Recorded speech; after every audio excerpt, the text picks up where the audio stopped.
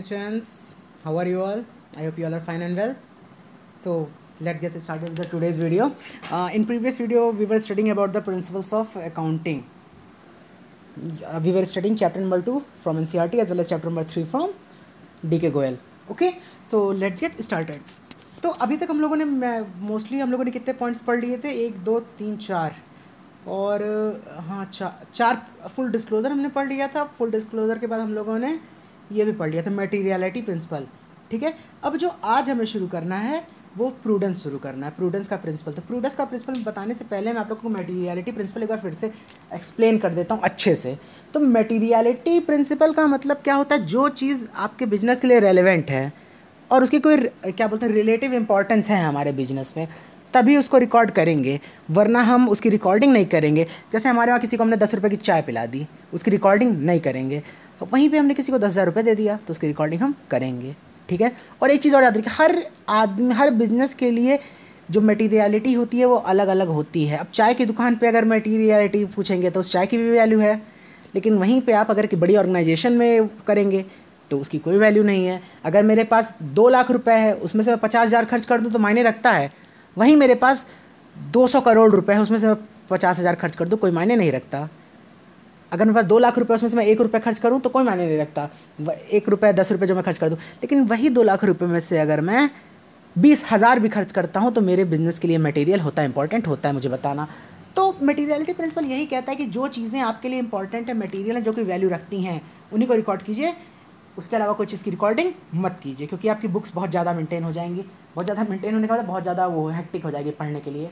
ठीक है, चलिए, और जिसको जानना पीछे प्रीवियस वीडियो में जाके बढ़िया से एक बार देख ले. ठीक है, तो 6th जो आपका प्रिंसिपल आता है, आज का नया टॉपिक वो है प्रूडेंस प्रिंसिपल.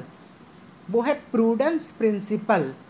अब प्रूडेंस को हम कंजर्वेटिव भी बोलते हैं, ये कहीं दे नहीं रखा है, लेकिन प्रूडेंस प्रिंसिपल को हम कंजर्वेटिव प्रिंसिपल के नाम से जानते हैं. कंजर्वेटिव, ये वर्ड तो नहीं सुना सुना सा लग रहा है, ऐसा नहीं दिमाग में आ रहा? हाँ बिल्कुल सही, हम लोगों ने हिस्ट्री में पढ़ा था, क्लास 10th पढ़ा ही होगा, क्लास 10th की हिस्ट्री में. प्रूडेंस का प्रिंसिपल या कंजर्वेटिव. कंजर्वेटिव जो पुराने ख्यालात के लोग होते थे वो कंजर्वेटिव कहलाते थे. फ्रेंच रेवोल्यूशन, मेरे ख्याल से क्लास 9th में था आप लोग के फ्रेंच रेवोल्यूशन. लुई 16 और उसके बाद ये क्या बोलते हैं, ये मिसिसिपी, ये सब कंजर्वेटिव थे कि नहीं थे? तो कंजर्वेटिव मतलब पुराने ख्याल के लोग जो होते थे वो. तो प्रूडेंस का प्रिंसिपल भी ये कंजर्वेटिव के प्रिंसिपल के नाम से जाना जाता है. तो प्रूडेंस का प्रिंसिपल कंजर्वेटिव के प्रिंसिपल के नाम से जाना जाता है. क्यों जाना जाता है? क्योंकि प्रूडेंस का प्रिंसिपल भी बचाने के लिए, मतलब पुराने ख्यालात के तरीके से होता है कि जो आने वाला प्रॉफिट है उसको मत दिखाओ, जो आने वाला प्रॉफिट है उसको मत दिखाओ, लेकिन अगर कोई आने वाला लॉस है तो उसको ज़रूर शो करो. ये क्या चीज़ है?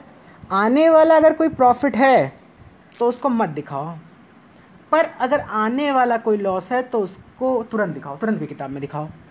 यानी फ्यूचर में अगर कोई लॉस होने वाला तो दिखाएंगे, लेकिन अगर फ्यूचर में कोई प्रॉफिट होने वाला तो नहीं दिखाएंगे.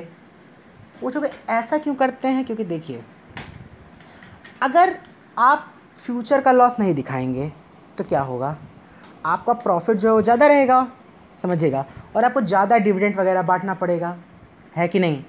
लेकिन अगर आपका ये क्या बोलते हैं लॉस हम दिखाएंगे तो प्रॉफिट एग्जैक्टली उतना ही हो जाएगा जितना कि बांटना था लोगों में. समझ में आ रहा है?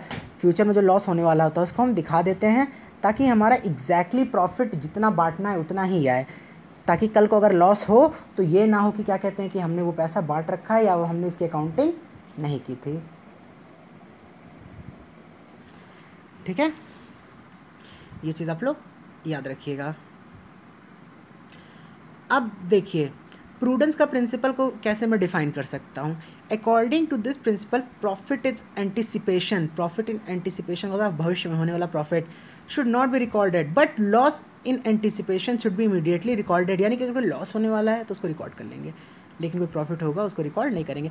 The objective of this principle is not to overstate the profit. यानी कि इसका मतलब होता है कि प्रॉफिट जो बढ़ा हुआ है उसको वापस से लिमिट में लेके आना.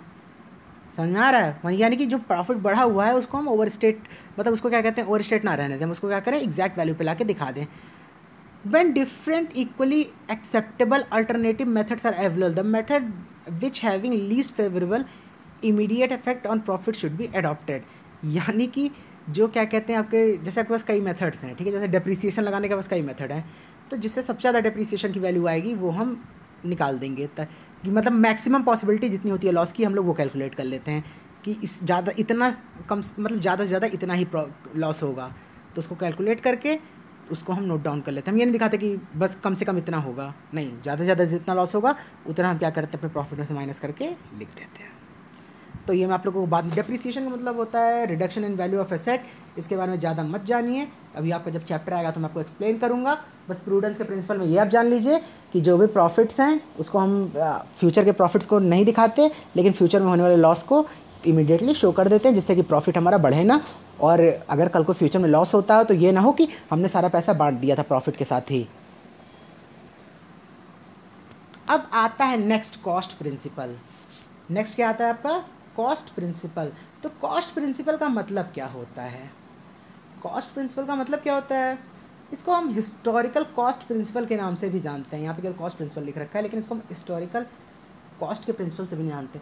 हम कहते हैं कि एसेट की आज जो करंट वैल्यू है उससे हमें नहीं मतलब है, जितने पैसे में हमने एसेट को एक्वायर किया था उस पैसे से हमें मतलब है, जितने का हमने एसेट खरीदा था उतने से हमें मतलब है, ना कि आज की डेट में करंट वैल्यूएशन क्या है उससे मतलब है। बोलेंगे ये क्या बोल रहे हैं, कुछ समझ में नहीं आ रहा, तो देखो समझ में ऐसे आएगा ये। अगर एक मैं सपोज करो मैं गोल्ड मशीन पर देता हूँ, मैं मशीन खरीदता हूँ, और मशीन खरीदने की मेरी कीमत थी 50,000 रुपये, ठीक है, और उसको लगवाने की कीमत मान के चलो 5,000 रुपये, तो टोटल मेरी मशीन की कीमत कितनी पड़ी, 55,000 रुपये। आज 4 साल बाद वही मशीन जो मेरी मार्केट में है, मेरी मशीन में डेप्रिसिएशन लग के उसकी कीमत हो गई 30,000 रुपये, लेकिन जो मार्केट में आज की डेट में भी वो मशीन है उसकी वैल्यू पता है 2 लाख रुपए हो गई।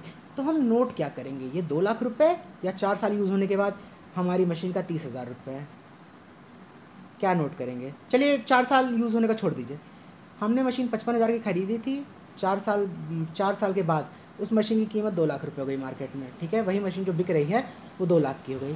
तो हम क्या दिखाएंगे, 55,000 दिखाएंगे कि वो 2 लाख रुपये दिखाएंगे, हम 55,000 ही दिखाएंगे, जितने का हमने एसेट खरीदा था वही हम दिखाते हैं, ठीक है। इसलिए इसको बोलते हैं हिस्टोरिकल कॉस्ट। हमें नहीं मतलब आज की डेट में वैल्यू क्या है, हमने जिस वैल्यू पे परचेज़ किया था वही वैल्यू हमारी बुक में शो होगी। अब मेरे ख्याल से आपको समझ में आ गया होगा। अगला आता है मैचिंग प्रिंसिपल। बहुत ही आसान है ये principle, matching principle. Matching principle कहता है कि करंट ईयर के एक्सपेंसेस करंट ईयर की रेवेन्यू से मैच किए जाएंगे, करंट ईयर के एक्सपेंसेस करंट ईयर की रेवेन्यू से मैच किए जाएंगे, यानी जो जिस साल का जो इनकम है और जिस साल का जो एक्सपेंस है वो दोनों एक दूसरे से ही कैंसिल किया जाएगा। ऐसा नहीं कि करंट ईयर का इनकम है, अगले साल का एक्सपेंस है, या पिछले साल का एक्सपेंस है हम करंट ईयर से कर देंगे, नहीं, करंट ईयर का करंट ईयर से ही होगा, नेक्स्ट ईयर का नेक्स्ट ईयर से होगा। यानी कि नेक्स्ट ईयर का जो एक्सपेंस है, नेक्स्ट ईयर की जो इनकम है वो नेक्स्ट ईयर से ही आपका क्या कहते हैं वो किया जाएगा, मतलब मैच किया जाएगा। एक बार इसका एग्जांपल देख लीजिए, जैसे मेरा कि 2015 में मेरे पास क्या कहते हैं मेरी इनकम हुई सामान बेच के 10,000 की, ठीक है, मेरी इनकम कितनी हुई 10,000 की, और मुझे अगले साल के लिए एडवांस कितना मिल गया, अगले साल के लिए मुझे एडवांस जो दे दिया गया वो दे दिया गया मुझे सपोज़ कीजिए 5,000 रुपये, और अब मेरी जो करंट एक्सपेंस है वो मेरी हुई है 3,000 रुपये, 3,000 रुपीज़। तो जो आपकी इनकम हुई पहले शुरुआत में कितने की हुई, शुरुआत में जो मेरी इनकम थी वो मेरी हुई है 10,000 की, और अगला 3,000 रुपये क्या है वो मुझे एडवांस मिला है, 5,000 रुपये मान के चलते मुझे एडवांस मिला है, और करंट ईयर का मेरा जो एक्सपेंस था वो था 3,000 का। तो आप ज़रा बताइए आपका जो है प्रॉफिट कितने रुपए का हुआ। आप तो बताएंगे 15,000 रुपये मिला था, 3,000 रुपये का क्या हो गया मेरा एक्सपेंस हो गया, तो आपके हिसाब से तो 12,000 आएगा, लेकिन नहीं, ये जो 5,000 रुपये है ये मेरे लाइबिलिटी हो गया, जिम्मेदारी हो गई, किसको अगले साल में मुझे ले जाके दिखाना, तो ये मैं बैलेंस शीट के लाइबिलिटी साइड में दिखा दूंगा, और ये जो आपका करंट ईयर का प्रॉफिट हो रहा है वो केवल 7,000 रुपये का ही हो रहा है। समझ में आया। तो जिस साल का जो प्रॉफिट होता है उस साल में ही हम दिखाते हैं, उसके एक्सपेंसेस को माइनस करने के बाद, रेवेन्यू में से एक्सपेंसेस माइनस करने के बाद। समझ में आ रहा है। एक और एग्जांपल आपको बता देता हूँ इसका। मेरा जो इनकम हुआ वो हुआ 5,000 का, और जो मेरे एक्सपेंस हुए करंट ईयर के वो हुए मेरे 6,000 के।